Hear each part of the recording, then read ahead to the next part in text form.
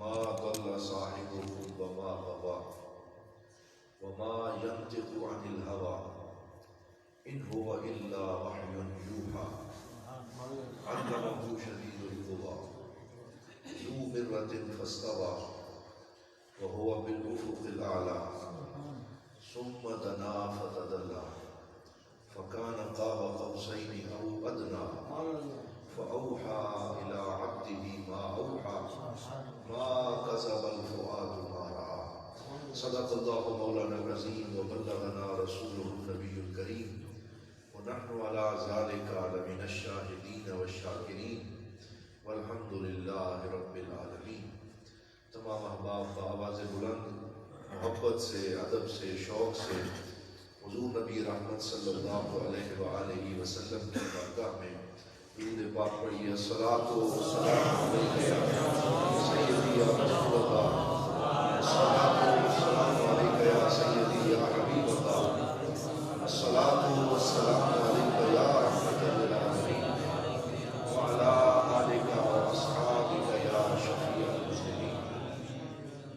بعد از حمد و صلاۃ، معزز و محتشم مکرم علماء کرام، میزبانان گرامی قدر اور تحریک راہ عمل مدرسہ فاروقیہ رضویہ شفعیہ پنڈادن خان کی انتظامیہ اور اس مسجد کی انتظامیہ میں سب کو مبارکباد پیش کرتا ہوں کہ جنہوں نے حضور نبی رحمت صلی اللہ علیہ وآلہ وسلم کے معجزہ معراج کو یاد کرنے کے لیے اور اس سے فیض لینے کے لیے اتنی خوبصورت بزم کا انعقاد رحمان گارڈن کی اس مسجد کے اندر کیا ہے.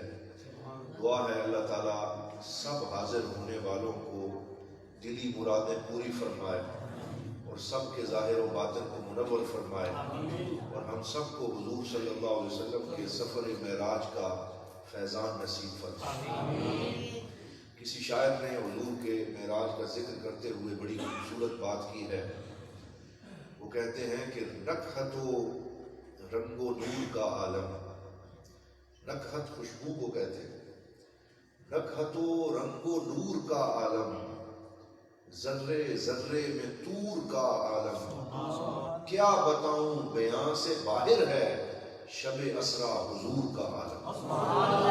حضور نبی رحمت صلی اللہ علیہ وآلہ وسلم کو جو شان اللہ تعالیٰ نے معراج کی رات عطا فرمائی، جو قرب عطا فرمایا، جتنی منزلیں طے ہوتی چلی گئیں اور ایک ہی پل میں سرے عرش گئے آئے حضور، نور یزداں کی یہ رفتار ہے سبحان اللہ. اور صف بصف منتظر دید کھڑے ہیں قدسی. وہاں پہ آپ نے یہ سفر اس طرح طے کیا کہ اللہ رب العزت نے آپ کو بے شمار شان معراج کی رات میں عطا فرمائے. تو غلام وہ ہے جو اپنے نبی پاک صلی اللہ علیہ وسلم کو ملنے والی شانوں پہ خوشی مناتا ہے اور اس اعزاز پہ خوش ہوتا ہے. میں شروع میں ایک روایت عرض کرتا ہوں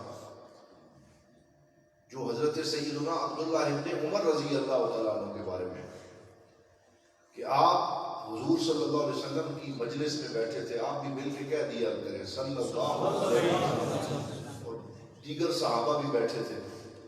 حضرت عبداللہ بن عمر اس وقت چھوٹی عمر کے تھے اور حضرت عمر کے بیٹے تھے اور عمر ان کی تقریباً اس وقت کوئی 15-16 سال تھی. وہ حضور صلی اللہ علیہ وسلم کی بزم میں بیٹھے تھے اور سرکار معراج سے واپس آ چکے تھے. اور اس کے بعد حضور نے پوچھا اے میرے صحابہ من منکم دخل الجنہ، کہ تم میں سے جنت میں کون داخل ہوا؟ سارے صحابہ خاموش رہے کہ جنت میں داخلہ تو تب ہوگا جب حساب کتاب ہو جائے گا، اس کے بعد ہوگا. تو سب خاموش رہے.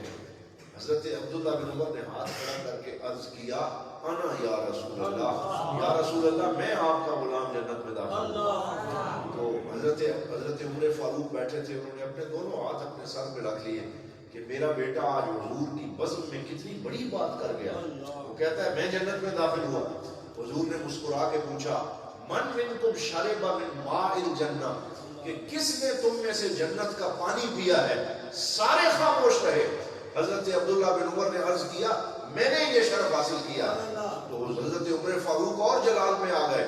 تو حضور صلی اللہ علیہ وسلم نے مسکرا کے حضرت عبداللہ بن عمر سے پوچھا، اے میرے غلام، ہر قول کی ایک حقیقت ہے، تو بتا تیرے قول کی حقیقت کیا ہے؟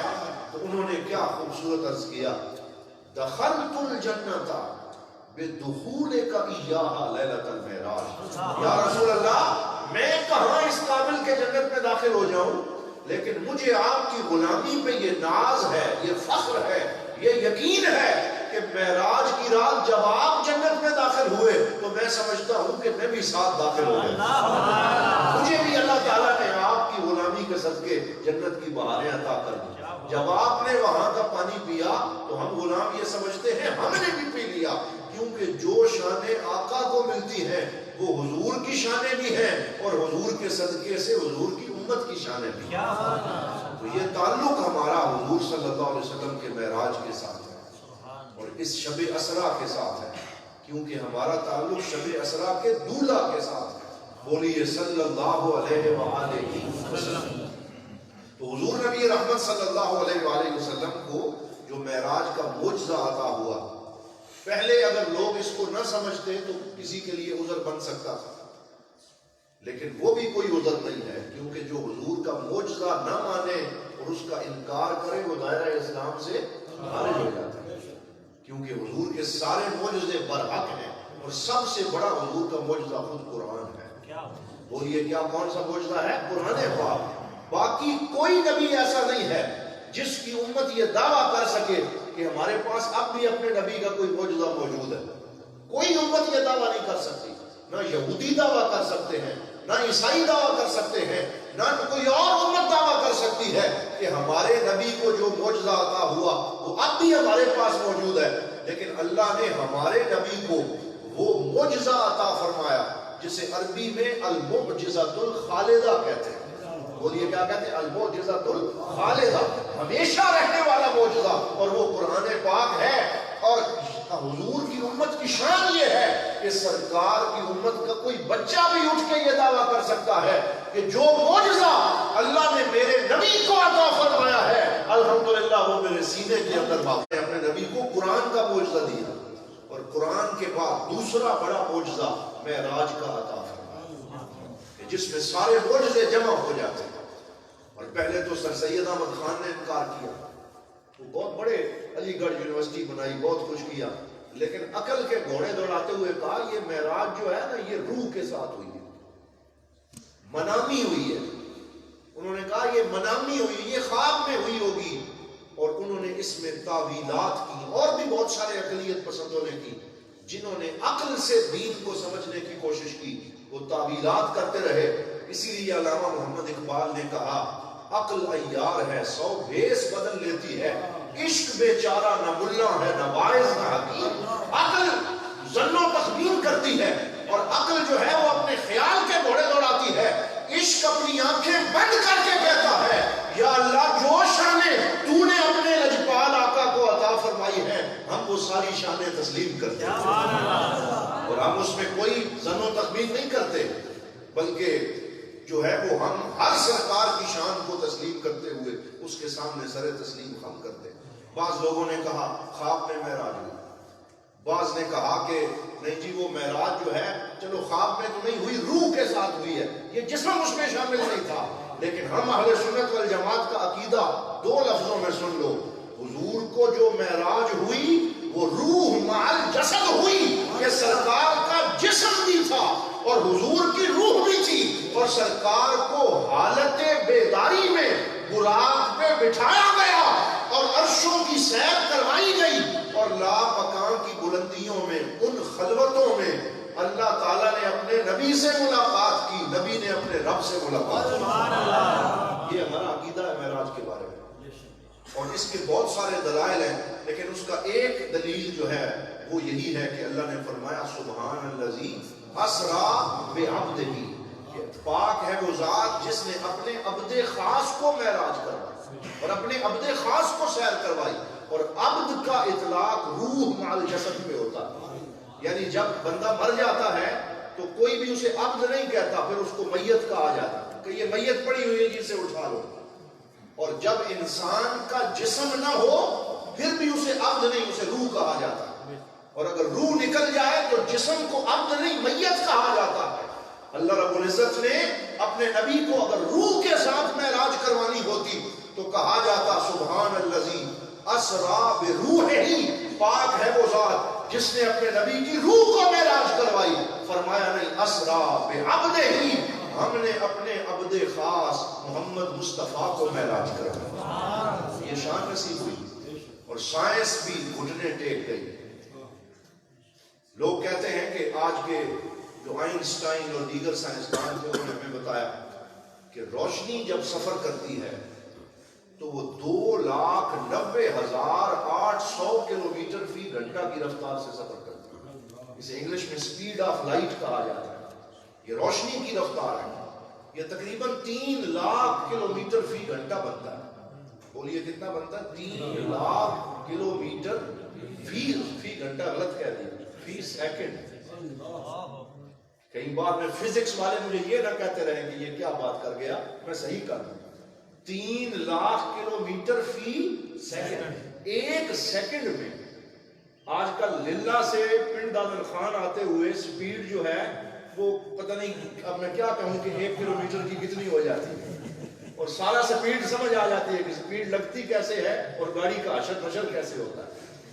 لیکن جب لائٹ جو ہے وہ سفر کرتی ہے تو سائنسدان اور فزکس والے کہتے ہیں، نیوٹن کہتا ہے، آئنسٹائن کہتا ہے کہ وہ 3 لاکھ کلومیٹر فی سیکنڈ، ایک سیکنڈ میں 2,99,800 کلومیٹر ایسے سفر کر جاتی ہے. تو وہ تو ایک بجلی ہے. بولیے کیا ہے؟ ایک بجلی. اور بجلی کو عربی میں برق کہتے ہیں. کیا کہتے ہیں؟ سارے بولیے. برق کہتے ہیں. تو جو ایک برق ہے، ایک برق، اس کی سپیڈ اتنی ہے کہ تقریباً 3 لاکھ کلومیٹر سیکنڈ میں سفر کر جائے. تو اللہ نے اپنے نبی کو جو سواری عطا فرمائی وہ ایک برق نہیں، وہ براق ہے. یعنی سینکڑوں ہزاروں بجلیاں، لاکھوں بجلیاں تو حضور کی اس ایک سواری میں موجود تھی. تو جب ایک برق کی سپیڈ کا عالم یہ ہے تو پھر اس براق کی سپیڈ کا عالم کیا ہوگا؟ یہ اللہ تعالیٰ نے اپنے نبی کو سواری عطا فرمائی. آئنسٹائن کہتا ہے، وہ ایک جگہ لکھتا ہے اپنی ریسرچ کے اندر، وہ کہتا ہے جب بندہ، کوئی بھی بندہ لائٹ کی سپیڈ پہ سفر اگر کرنے کی اس کے اندر استطاعت پیدا ہو جائے، کوئی ایسی سواری آ جائے جو ابھی تک تو نہیں بنی کہ جو نعرہ رسالت یا رسول اللہ، نعرہ تحقیق نعرہ حیدری.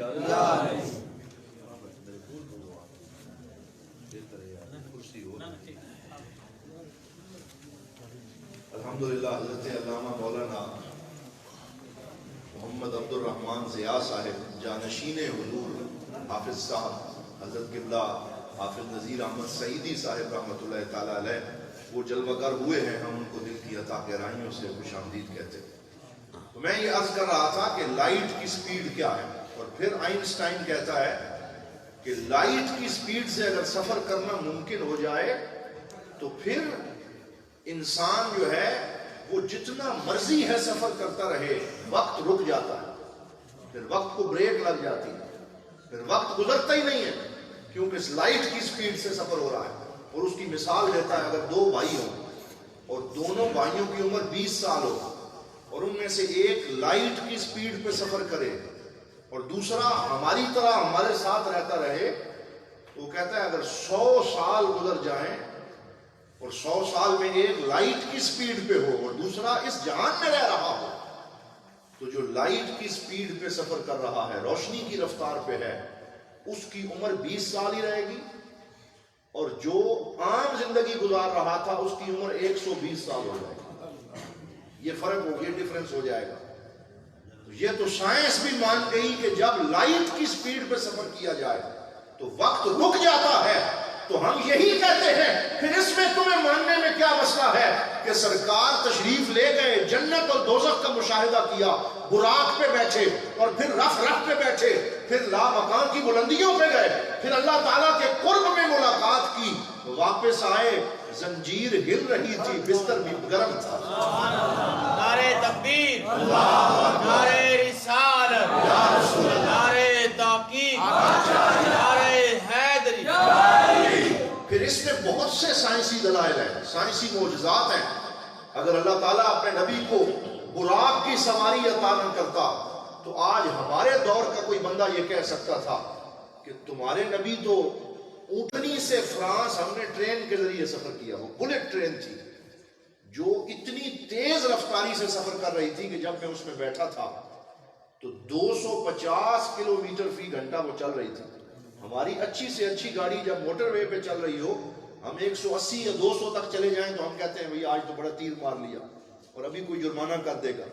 تو وہ جرمنی سے فرانس تک 250 کلومیٹر فی گھنٹہ جا رہی تھی، اور میں نے اٹھ کے اس ٹرین، چلتی ٹرین کے اندر بنی ہوئی ایک کینٹین سے چائے کا ایک کافی کا کپ خریدا۔ یہ میرا ذاتی تجربہ ہے، اور پھر اس کو وہاں جو اس کا ٹیبل بنا ہوا تھا اس کے اوپر رکھا۔ میں مسجد میں بیٹھ کے آپ کو بتا رہا ہوں کہ کتنی ترقی ان قوموں نے کی ہے، اور ہمارے فواد چودھری صاحب ابھی ایک سڑک بنا کے نہیں دے رہے۔ کتنی ترقی انہوں نے کی ہے کہ وہ جو کپ تھا اس کو جب میں نے ٹیبل پہ رکھا تو اس میں وائبریشن نہیں تھی، 250 کلومیٹر کی رفتار پہ بھی وائبریٹ نہیں کر رہا تھا، کوئی ارتعاش نہیں تھا، ایسے لگتا تھا جیسے عام زمین پہ بیٹھ کے کافی پی رہے۔ تو وہ رفتار تھی ان گوروں کی، تو یہ کہہ سکتے تھے کہ ہم نے بڑی ترقی کر لی اور تمہارے نبی نے نعوذ باللہ ڈارک ایجز میں زندگی گزاری کہ جب ان کے پاس خچر اور گھوڑے کی سواری تھی۔ میرے رب نے اپنے نبی کو کیونکہ سارے جہانوں کا سردار بنانا تھا، اس لیے معراج کی رات میں سرکار کو براق کی سواری عطا فرمائی، اور پھر چیلنج کر دیا تم جتنی مرضی ہے ترقی کر لو، جیٹ طیاروں میں بیٹھ جاؤ، C-130 ایجاد کر لو اور بلٹ ٹرینوں میں سفر شروع کر دو، ہم نے اپنے نبی کو براق کی وہ سواری عطا فرمائی ہے، تمہارے جہاز نیچے رہیں گے، نبی کا قدم اوپر رہے گا۔ تمہارے جہاز نیچے رہیں گے، بولو نبی کا قدم اوپر رہے گا، اور قیامت تک اب کوئی بھی براق جیسی سواری ایجاد کر سکتا نہیں، کیونکہ جہاں انسان کی نظر پڑتی تھی وہاں اس کا پہلا قدم پڑتا تھا۔ اب انسان کی نظر کہاں پڑتی ہے؟ آپ باہر نکل کے دیکھیں، آسمان صاف ہو، ڈائریکٹ انسان کی نظر پہلے آسمان پہ پڑتی ہے، تو پتہ چلا حضور کی سواری کا عالم یہ ہے، جس پہ سرکار سواری کرے وہ ایک قدم اٹھائے تو پہلے آسمان پہ جا پہنچتا ہے۔ تو یہ شان ہے خدمت گاروں کی، سردار کا عالم کیا ہوگا؟ بولو سردار کا عالم کیا ہوگا؟ اللہ تعالیٰ نے اپنے نبی کو یہ شان عطا فرمایا۔ پھر میڈیکل سائنس میں حضور کو یہ معجزہ عطا فرمایا۔ آج بائی پاس والے آ گئے، پیس مشین لگانے والے آ گئے، بلکہ دل کو باہر نکال کے رکھ کے اندر پمپنگ مشین لگاتے ہیں، اور وہ کہتے ہیں جی ہم نے یہ ترقی کی ہے کہ ہم انسان کے دل کو وال لگاتے ہیں اور پھر بائی پاس کرتے ہیں، پھر 3 گھنٹے تک مصنوعی دل سے انسان کو زندہ رکھتے ہیں۔ تو وہ یہ کہہ سکتے تھے کہ ہم نے بڑی ترقی کر لی اور ہمارا میڈیکل سائنس آگے نکل گئی، اسلام پیچھے رہ گیا۔ اللہ رب العزت نے معراج کی رات کا سرکار کا سفر شروع تب کیا جب بیت الحرام میں خانہ کعبہ کے سامنے آب زمزم کے چشمے کے پاس سرکار دو عالم کا شق صدر کیا گیا۔ بولیے کیا کیا گیا؟ شق صدر۔ یہ تمام مورخین اور سیرت نگاروں نے لکھا ہے، حضور کا شق صدر ہوا، ناف سے لے کے سینے تک، سینہ مبارک کو چاک کیا گیا، قلب اطہر کو باہر نکالا گیا، جنتی تشت میں رکھا گیا، آب کوثر اور آب زمزم سے دھویا گیا، ملاقات مولا کے لیے تیار کیا گیا۔ کیا حضور کا قلب اطہر پہلے تیار نہیں تھا؟ وہ تو پہلے سے تیار تھا، اور اللہ رب العزت کے نبی کے قلب اطہر کو ہر دم رفعتیں ملتی تھی۔ یا اللہ پھر تو نے یہ اہتمام کیوں کیا تاکہ کوئی میڈیکل سائنس والا یہ نہ کہے کہ یہ بائی پاس ہماری ایجادیں ہیں اور یہ ہم نے ساری انرجی ایجاد کی ہے۔ تم آج جس پہ ناز کر رہے ہو، اللہ نے اپنے نبی کو یہ شان بھی 1500 سال پہلے عطا فرمایا۔ اس معراج کے سفر میں بڑی حکمت ہے۔ سائنس یہ کہتی ہے کہ ہم نے کائنات کے رازوں کو اور اس گلیکسیز کے نظام کو، اس میں ابھی انہوں نے بلیک ہول بھی دریافت کیا ہے، یہ جو سائنس پڑھنے والے ہیں وہ جانتے ہیں کہ بلیک ہول کیا ہوتا ہے. تو وہ کہتے ہیں کہ ایک بلیک ہول نہیں، اب زیادہ بلیک ہول مل رہے ہیں، یعنی یہ گلیکسیز ہیں، اور ان گلیکسیز کے اندر یہ زمین تو بالکل ایک ذرے کی مقدار کے برابر نہیں ہے جس میں ہم رہتے ہیں، اور اس طرح کی ہزاروں لاکھوں خربوں زمینیں ہیں، اور پھر بلیک ہول ہے جس میں وہ سیارے گم ہوتے چلے جا رہے ہیں جو سائنس نے ایجاد کیے تھے، اور زمین و آسمان میں ہر وقت وسعت پیدا ہو رہی ہے. یہ کائنات ابھی ناتمام ہے، گویا کہ آ رہی ہے دما دم صدائے کن فیکون. اقبال نے کہا تھا. تو اس کائنات میں وسعت پیدا ہو رہی ہے، اور سائنس کہتی ہے ہم نے اپنا پورا زور لگا دیا لیکن ابھی تک صرف 5% اس کائنات کو ہم سمجھ سکے. کتنا سمجھ سکے ہیں؟ 5%. اور کتنی کائنات ابھی سائنس کی سمجھ میں نہیں آئی؟ 95%. یعنی 95% ابھی سمجھ میں نہیں آئی. اور ادھر حضور صلی اللہ علیہ وسلم فرماتے ہیں کہ میرے رب نے جب مجھ سے ملاقات کی اور اپنا دست اقدس میرے کندھے کے درمیان رکھا، اور اللہ کے دست اقدس کی ٹھنڈک کو میں نے اپنے سینے میں محسوس کیا، فَعَلِمْتُ مَا فِي السَّمَاوَاتِ وَالْأَرْضِ، زمین و آسمان کے سارے راز اللہ نے میرے سینے میں عطا فرما دیا. تو سائنس تو پیچھے رہ جاتی ہے، اور سائنس جو ہے، سائنس گوشہ دامان تجسس لیے، یہ سائنس محمد کا پتہ پوچھ رہی ہے. کسی نے کہا تھا کہ سائنس بھی محمد کا پتہ پوچھ رہی ہے. سارے مل کے کہہ دو صلی اللہ علیہ وآلہ وسلم. بعض لوگوں نے جنہوں نے معراج پہ لکھا ہے اس میں درۃ التاج فی مسئلۃ المعراج، حضرت مولانا محمد شفیع اکاڑوی صاحب کی کتاب ہے. یہ مولانا کوکب نورانی صاحب کے والد ہیں. تو اس کتاب میں انہوں نے سفر معراج کو بڑی خوبصورتی سے بیان فرمایا. تو وہ کہتے ہیں کہ معراج کے سفر میں 3 کے عدد کو بڑی اہمیت. کون سے عدد کو؟ 3 کے عدد کو. اور اس طریقے سے انہوں نے 2-3 لطیف باتوں کا ذکر کیا ہے. کیونکہ آج معراج کی محفل سجی ہے تو میں وہ بات بھی آپ کی خدمت میں عرض کرتا ہوں. 3 کا عدد طاق عدد ہے، اور طاق عدد اللہ تعالیٰ کو پسند ہے. ان اللہ وتر ویحب الوتر. اللہ طاق ہے اور طاق کو پسند فرماتا ہے. جفت بھی اس کا، طاق بھی اس کا، لیکن وہ طاق عدد کو پسند کرتا ہے.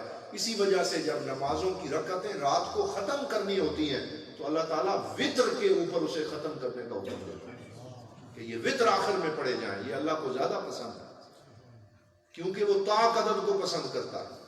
تو معراج کے رات میں بھی 3 کے حصے کو خاص اہمیت حاصل ہے کہ حضور سارے مل کے کہہ دیں صلی اللہ علیہ وسلم کے معراج کا سفر 3 حصوں میں تقسیم فرمایا. یہاں سے سفر شروع ہوا. پہلا حصہ ہے من المسجد الحرام الی المسجد الاقصی. مسجد حرام سے سفر شروع ہوا اور مسجد اقصی تک یہ سفر پہنچا. یہ پہلا مرحلہ ہے.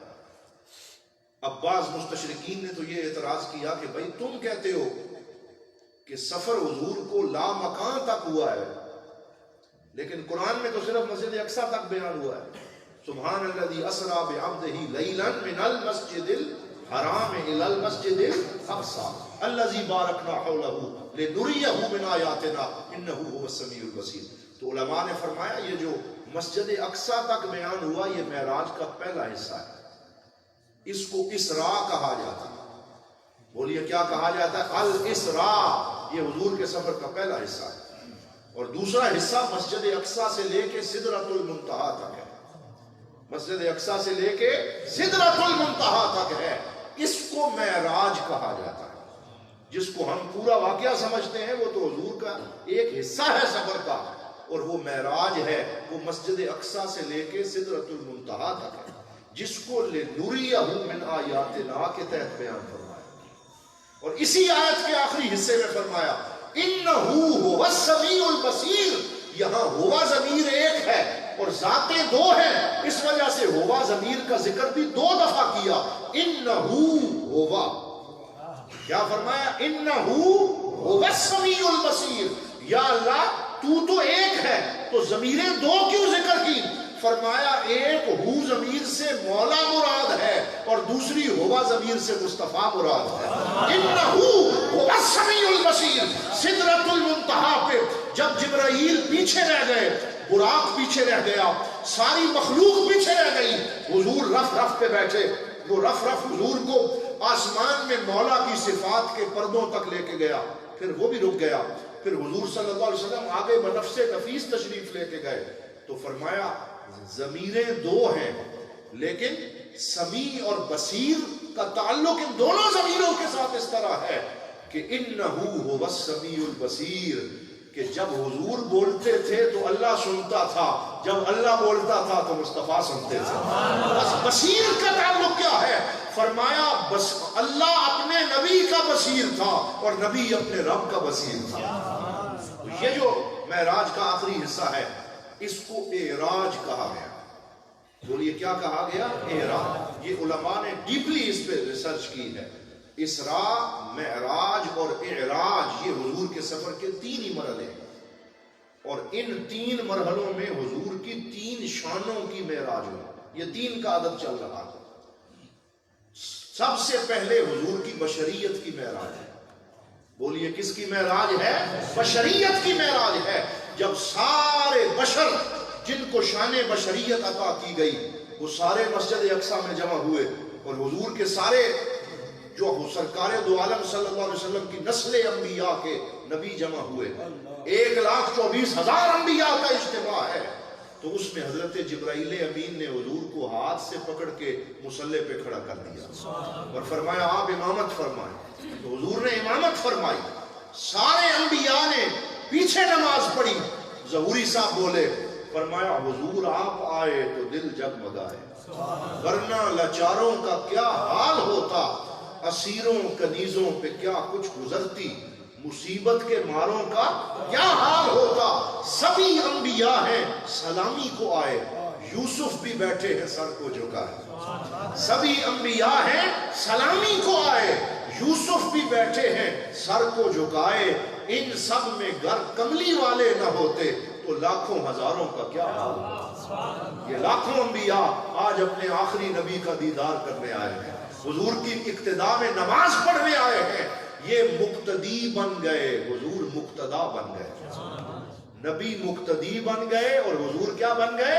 مقتدا اور پیشوا بن گئے، اور اللہ تعالیٰ نے سارے نبیوں کی امامت حضور کو عطا فرما دی۔ آج کل ہمارے پارلیمنٹ میں بھی یہودی نواز لابی پیدا ہو چکی ہے۔ یہ پیچھے ایک عورت پارلیمنٹرین ایم این اے تھی، تو آج سے 3-4 سال پہلے اس نے کھڑے ہو کے یہودیوں کے حق میں پاکستان کی پارلیمنٹ میں لمبی چوڑی تقریر کی، اور اس نے کہا کہ مسجد حرام جو خانہ کعبہ ہے وہ اللہ نے مسلمانوں کا قبلہ بنایا اور مسجد اقصی یہودیوں کا قبلہ بنایا، اس لیے تم ان کی مسجد ان کو دے دو، تم یہ مسجد ان سے کیوں لیتے ہو؟ اور اس کے دل میں یہودیوں کے لیے نرم گوشہ پیدا ہوا، وہاں سے لفافہ ملا ہوگا، وہاں سے پیسے آئے ہوں گے، این جی اوز خرچہ کرتی ہیں۔ اس وقت بھی ایک ویڈیو کلپ میں نے اس کا جواب دیا اور میں نے کہا یہ کیسی بات تم کر رہی ہو، تمہیں کیا خبر ہے کہ مسجد حرام کے امام کا نام بھی محمد مصطفیٰ ہے اور مسجد اقصی کے امام کا نام بھی محمد عربی صلی اللہ علیہ وسلم۔ اللہ نے یہاں کی امامت بھی شب معراج حضور کو عطا فرمائی۔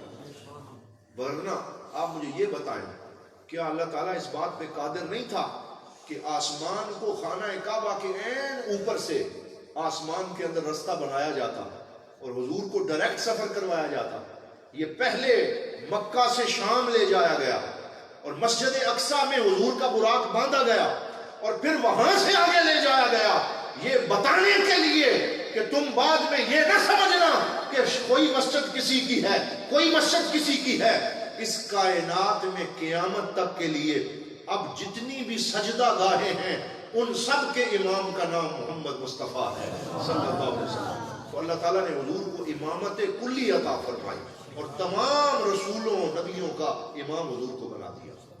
تو یہ حضور کی بشریت کی معراج تھی، اور پھر مسجد اقصی سے لے کے سدرۃ المنتہا تک یہ حضور کی نورانیت کی معراج تھی، اور مسجد اور سدرۃ المنتہا سے آگے یہ حضور صلی اللہ علیہ وسلم کی حقیقت کی معراج تھی۔ تو یہ حضور کی تین ہی ڈائمنشنز ظاہر ہوتی ہیں، ایک حضور کی بشریت ہے، دوسری حضور کی نورانیت ہے، اور تیسری میرے آقا صلی اللہ علیہ وآلہ وسلم کی حقیقت ہے۔ اسی لیے یہ حدیث پاک بھی معراج کے باب میں محدثین نے بیان فرمائی ہے کہ حضور صلی اللہ علیہ وسلم نے صوم وصال رکھنے شروع کر دی. یہ صوم وصال کسے کہتے ہیں؟ مسلسل روزے. روزوں کی مختلف قسمیں ہیں. ایک تو وہ روزے ہیں جو رمضان کے ہوتے ہیں, ایک صوم داؤدی ہوتے ہیں, اور یہ حضرت داؤد علیہ السلام کی سنت تھی, اور اللہ کو یہ روزہ بڑا پسند ہے. ہمارے بھیرا والے حضرت پیر امیر الصالحین پیر امیر شاہ صاحب بھی صوم داؤدی رکھا کرتے تھے, اور وہیں سے ان کو فیض ملا. وہ صوم داؤدی کیا تھا کہ ایک دن روزہ رکھتے تھے اور ایک دن افطار کرتے تھے. جس دن روزہ رکھتے تھے اسے یوم صبر کہتے تھے, اور جس دن افطار کرتے تھے اسے یوم شکر کہتے تھے. ایک دن صبر کا مزہ لیتے, دوسرے دن شکر کا مزہ لیتے. تو یہ صبر اور شکر کے ساتھ جب زندگی چلتی ہے تو اللہ کو یہ صوم داؤدی بڑا پسند ہے. پھر ایک صوم وصال ہے جس کے رکھنے کی اجازت اپنے پاک نبی کو عطا فرمائی. سارے مل کے کہہ دو صلی اللہ علیہ وسلم. تو حضور صلی اللہ علیہ وسلم پھر افطار ہی نہیں کرتے تھے, درمیان میں ناغہ ہی نہیں ہوتا تھا. ایک روزے کو دوسرے روزے سے ملاتے, دوسرے کو تیسرے سے ملاتے. جب صحابہ نے یہ دیکھا تو اپنے نبی کی اتنی اقتداء تھی, اتنی اطاعت تھی, حضور کے نقش قدم پہ وہ اتنا چلتے تھے, انہوں نے کہا اگر حضور کچھ نہیں کھائیں گے تو ہم بھی نہیں کھائیں گے. تو انہوں نے کھانا پینا ترک کر دیا اور اسی طرح روزے رکھنے شروع کر دیے. حضور سے مشورہ نہیں کیا, سرکار سے پوچھا نہیں, بس حضور کی اقتداء شروع کر دی. جب 2 ہفتے گزرے تو دیواریں ٹیک ٹیک کے مسجد پہنچنے لگے. کوئی رستے میں گرتا, کوئی بے ہوش ہوتا, کوئی نحیف اور لاغر ہو گئے. ان کی آنکھیں اندر دھنسنے لگی اور بھوک کی کیفیات ان کے چہرے پہ ظاہر ہونے لگی. تو حضور صلی اللہ علیہ وسلم نے پوچھا ما بکم, یہ تمہیں کیا ہو گیا ہے, کیا حالت تم نے بنا لی ہے؟ فرمایا یا رسول اللہ رأیناک تصوم فصمنا, ہم نے آپ کو روزے رکھتے ہوئے دیکھا, ہم نے بھی صوم وصال شروع کر دیے. تو سرکار نے پہلے فرمایا لست بمثلکم, فرمایا میں تمہاری طرح نہیں ہوں. کیا فرمایا؟ میں تمہاری طرح نہیں ہوں. یہ سوال 14ویں صدی کے مولوی کو بھی حضور دے رہے تھے, جس نے کتابیں لکھنی تھی اور جس نے کہنا تھا حضور ہم جیسے ہیں. حضور جواب دے گئے, فرمایا جب ابو بکر و عمر یہ دعویٰ نہیں کر سکتے تو پھر بعد میں کوئی مائی کا لال یہ دعویٰ کیسے کر سکتا ہے؟ لست بمثلکم, میں تمہاری طرح نہیں ہوں. اور پھر ساتھ, اور یہ بخاری کی حدیث ہے اور ریکارڈنگ ہو رہی ہے, حوالے کا ذمہ دار ہوں. پھر حضور صلی اللہ علیہ وسلم نے فرمایا ایکم مثلی, پہلے فرمایا میں تمہاری طرح نہیں ہوں. پھر جلال سے پوچھا تم میں سے کون میری طرح ہے, تم میں سے کون میری طرح ہے؟ کسے میری طرح ہونے کا دعویٰ ہے؟ کون یہ کہہ سکتا ہے کہ میں بھی بشر ہوں تو آپ بھی بشر ہیں؟ کون میری طرح ہے؟ پھر حضور جلال میں آ کے کھڑے ہو گئے اور عصا مبارک حضور نے پکڑا ہوا تھا, اور حضور نے جو جملے فرمائے یہ قیامت تک سرکار کی شان کا جھنڈا بلند کر رہے ہیں. حضور نے کیا فرمایا؟ ذرا جھوم کے کہہ دو صلی اللہ علیہ وسلم. سرکار نے فرمایا انی ابیت عند ربی وہو یطعمنی ویسقینی. فرمایا تم میں سے کوئی مکہ میں رات گزارتا ہے, کوئی مدینہ میں گزارتا ہے, کوئی یہاں پنڈ دادر خان میں گزارتا ہے, کوئی جیلم میں گزارتا ہے, اور کوئی جو ہے وہ مصر میں شام گزارتا ہے. حضور نے فرمایا انی ابیت عند ربی, میں رات اپنے رب کے جلووں میں گزارتا ہوں, میں اپنے رب کے پاس رات گزارتا ہوں, میں وہاں ہوتا ہوں, میں اس کے جلووں میں ہوتا ہوں, میں حریم ناز میں ہوتا ہوں, میں قرب خاص میں ہوتا ہوں. یطعمنی ویسقینی, تم زمین کے پیاز اور کھانے کھاتے ہو, میرا رب مجھے کھلاتا بھی ہے, مجھے پلاتا بھی ہے. میرا رب مجھے کھلاتا بھی ہے, اور بولو مجھے پلاتا بھی ہے. اس لیے تم تو 2 ہفتے میں لاغر ہو گئے, بے ہوش ہونے لگے, تمہاری حالت غیر ہو گئی, اور میری حالت غیر کیوں نہ ہوئی؟ کیونکہ تم دیکھتے ہو کہ میں کچھ نہیں کھاتا, وہ نور کی غذائیں میرا رب مجھے کھلاتا بھی ہے اور مجھے پلاتا بھی ہے. ولی مع اللہ وقت, اور میرا اپنے رب کی بارگاہ میں ایسا وقت ہے لا یسعنی فیہ ملک مقرب ولا نبی مرسل, میری اس بارگاہ تک نہ کوئی نبی پہنچ سکتا ہے, نہ کوئی فرشتہ پہنچ سکتا ہے. یہ حضور صلی اللہ علیہ وسلم کی شان معراج ہے. تو سفر معراج کے 3 ہی مراحل ہیں, اور حضور کی 3 ڈائمنشنز کی معراج ہے. بشریت کی بھی ہے, نورانیت کی بھی ہے, اور حضور کی حقیقت کی بھی ہے. یہاں ایک اور بات عرض کرنا چاہوں گا، جب حضور حریم ناز پہ پہنچے تو وہاں پر خاص طور پہ سرکار نے ارشاد فرمایا جب تو جنت سے گزرا نا تو اے بلال تو کون سا عمل کرتا ہے، تیرے قدموں کی چاپ مجھے جنت میں سنائی دے رہی ہے۔ ایک تو ان سے پوچھا، انہوں نے کہا میں ہمیشہ باوضو رہتا ہوں اور جب بھی وضو کرتا ہوں 2 رکعت نماز تحیت الوضو پڑھ لیتا ہوں۔ حضور نے فرمایا اسی وجہ سے تجھے رب نے یہ شان عطا فرمائی، یعنی حضرت بلال کی دلجوئی بھی کر دی اور یہ بتا دیا کہ اسلام رنگ و نسل پہ یقین نہیں رکھتا، بلکہ اگر کوئی حضور کا سچا غلام بن جائے، اسلام چہرے کا رنگ نہیں دیکھتا، اسلام دل کی حالت دیکھتا ہے۔ اور بلال حبشی کو بھی یہ شان عطا کی جاتی۔ پھر حضرت سیدنا صدیق اکبر کی کیا دلجوئی کی، فرمایا جب سارے پیچھے رہ گئے اور رف بھی پیچھے رہ گیا اور لا مقام ہے جہاں ٹائم اور سپیس پیچھے رہ گئے، یعنی جگہ بھی نہیں ہے وقت بھی نہیں ہے، وہ لا مقام ہے۔ جب میں وہاں پہنچا کہ جہاں سپیس ہی نہیں ہے، جہاں جگہ ہی نہیں ہے، ایک اعلیٰ حضرت فرماتے ہیں کہ وہاں پر جہت کو خود پڑے تھے لالے، کسے بتائے کدھر گئے، کہتے ہیں کہ جہت جو ہے وہ بھی پریشان تھی کہ حضور کہاں چلے گئے۔ کہتے ہیں جب وہاں پہنچا تو 70,000 اللہ کے صفات کے پردوں میں سے ایک ایک کر کے گزرا، اور جس صفت سے حضور گزرتے اس صفت کا رنگ چڑھتا چلا جاتا۔ صفت رزاقیت سے گزرے تو وہ رنگ چڑھ گیا، صفت رحیمیت سے گزرے تو وہ رنگ چڑھ گیا، صفت ستاریت سے گزرے تو وہ رنگ چڑھ گیا، ہر صفت کا رنگ چڑھتا۔ تو کہتے ہیں جب حریم ناز میں پہنچا تو بارگاہ ذوالجلال کا روب میرے اوپر طاری ہو گیا، بارگاہ ذوالجلال کا روب طاری ہو گیا اور قریب تھا کہ میں کانپنے لگوں۔ اتنے میں میرے رب نے مجھے آواز دی اور مجھے یوں لگا کہ صدیق اکبر کی آواز آ رہی ہے۔ نعرہ تکبیر، نعرہ رسالت، نعرہ تحقیق، نعرہ حیدری۔ تو یہ حضرت صدیق اکبر کی آواز میں اللہ نے اپنے نبی پاک سے گفتگو فرمائی، اس لیے کہ حضور کو مانوس کیا جائے، کہ سرکار کو انس محسوس ہو۔ اور وہ کیا تھا، ادنو یا محمد، ادنو، قریب آئیے اے محمد، قریب آئیے۔ تو میں قریب ہوتا چلا گیا اور اعلیٰ حضرت فرماتے ہیں کہ اللہ تعالیٰ کی طرف سے آواز آئی، قریب ہو احمد، قریب آ سرور ممجد، قریب آ سرور ممجد۔ حضور کو قریب بلایا گیا۔ کہتے ہیں میں جب قریب آنے لگا، نالین اتارنے کی کوشش کی تو فرمایا وہ موسیٰ کو حکم تھا کوہ طور پہ، آج آپ کے نالین سے عرش بھی جو ہے وہ شرف حاصل کرنا چاہتا ہے۔ نالین اتارنے کی اجازت نہ دی گئی، پھر حضور کو قریب بلایا گیا، اور پھر وہ منزلیں ہیں جن کو ہمارے لفظ بیان نہیں کر سکتے، بلکہ ہم وہاں پہ خاموش ہیں، عقل خاموش ہے۔ اللہ جانتا ہے کہ اس حریم ناز اور قرب خاص میں وہ کیسی ملاقات ہوئی کہ جس کو عقل بیان نہیں کر سکتی، بلکہ اعلیٰ حضرت کی زبان میں یوں کہوں گا، وہی ہے اول، وہی ہے آخر، وہی ہے ظاہر، وہی ہے باطن، اسی کے جلوے، اسی سے ملنے، اسی سے اس کی طرف گئے تھے، اسی کے جلوے، اسی سے ملنے، اسی سے اس کی طرف گئے تھے۔ اور جب حضور وہاں پہنچے تو اللہ تعالیٰ نے فرمایا میرے لیے کیا تحفہ لے کے آئے۔ یہ تمام جو سیرت نگار ہیں انہوں نے یہ واقعات لکھے، کیا تحفہ لے کے آئے؟ تو حضور صلی اللہ علیہ وسلم نے فرمایا یا اللہ میں 3 ہی تحفے لے کے آیا۔ یہ 3 کا عدد چلتا جا رہا، 3 تحفے لے کے آئے۔ کون سے تحفے ہیں؟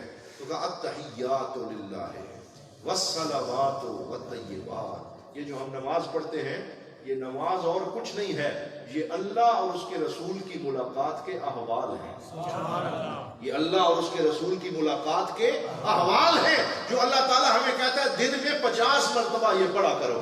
جو ہماری گفتگو ہوئی تھی اللہ رب العزت نے اس گفتگو کو بھی نماز کا حصہ بنا دیا۔ فرمایا کیا لائے ہیں؟ 3 چیزیں، التحیات، میری قولی عبادتیں میں تیری بارگاہ میں پیش کرتا ہوں، یہ منہ سے نکلنے والے الفاظ قولی عبادتیں، التحیات للہ والصلوات، اور میری فعلی عبادتیں جو انسان اپنے بدن سے کرتا ہے، والطیبات، اور جب طیبات فرمایا تو میری مالی عبادتیں، میری قولی عبادتیں، میری فعلی عبادتیں، میری مالی عبادتیں، جو کچھ مجھ سے بن پڑا وہ تواضع اور عاجزی کے ساتھ میں تیری بارگاہ میں پیش کرتا ہوں. اور اللہ تعالیٰ نے جواب میں بھی 3 ہی کرم فرمائے. تو فرمایا آپ 3 چیزیں لے کے آئے، میں بھی 3 چیزیں عطا کرتا ہوں. اور وہ کیا ہیں؟ فرمایا التحیات للہ والصلوات والطیبات السلام علیک ایھا النبی ورحمۃ اللہ وبرکاتہ. فرمایا تیرے رب کا سلام اور سلامتی بھی آپ کے لیے ہے، اور رحمتیں بھی آپ کے لیے ہیں، اور برکتیں بھی آپ کے لیے ہیں. اب قیامت تک جسے بھی برکتیں ملیں گی وہ آپ کے قدموں کا صدقہ ملیں گی، جسے بھی سلامتی ملے گی وہ آپ کی بارگاہ سے ملے گی، اور جسے بھی رحمت ملے گی وہ آپ کے نالین کا صدقہ ملے گی. اور بعض روایات میں بعض مورخین نے یہ لکھا کہ سیرت کے اندر حضور صلی اللہ علیہ وسلم نے فرمایا یہ تو جاتے ہی اللہ رب العزت نے شروع میں مجھے یوں سلامتی فرمائی اور 3 دفعہ سلام کیا، اور جب ملاقات ختم ہوئی تو اس وقت بھی 3 انعام عطا فرمائے. بولیے کتنے انعام؟ یہ الوداعی انعام ہے. 3 عطا فرمائے. نمبر 1 نماز. یہ نماز کس رات میں فرض ہوئی؟ شب معراج میں فرض ہوئی، اور 50 نمازیں عطا فرمائی. پھر انہیں حضرت موسیٰ کی مدد سے 5 کر دیا، اور حضرت موسیٰ علیہ السلام کو بھی انڈائریکٹلی اپنی زیارت کا شرف عطا فرمایا. فرمایا ڈائریکٹ تو نہیں دیکھ سکتے، میرے حبیب کی آنکھوں میں میرا دیدار کر. اور 9 چکر لگے، 9 دفعہ ان کو زیارت ہوئی، اور نمازیں 5 ہو گئی. فرمایا یہ عدد میں 5 ہیں، ثواب میں 50 ہیں. عدد میں 5 ہیں اور ثواب میں 50 ہیں. تو نماز کا تحفہ معراج کو ملا. اور اس کے بعد دوسرا تحفہ سورہ بقرہ کی آخری 3 آیتیں اللہ تعالیٰ نے معراج کی رات عطا فرمائی. یہ جو ہم پڑھتے ہیں للہ ما فی السماوات و ما فی الارض، وہاں سے لے کے آمن الرسول بما انزل الیہ من ربہ والمؤمنون اور لا یکلف اللہ نفسا الا وسعہا.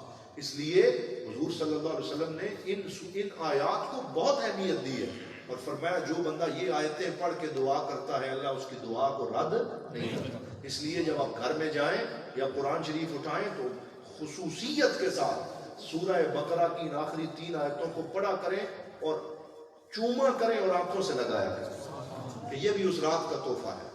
اور تیسرا تحفہ یہ فرمایا کہ آپ اپنی امت کے لیے پریشان ہیں تو امت کی بخشش کا وعدہ جو ہے یہ بھی اس رات کا تحفہ عطا فرمایا. یہ حضور صلی اللہ علیہ وسلم کا سفر معراج ہے.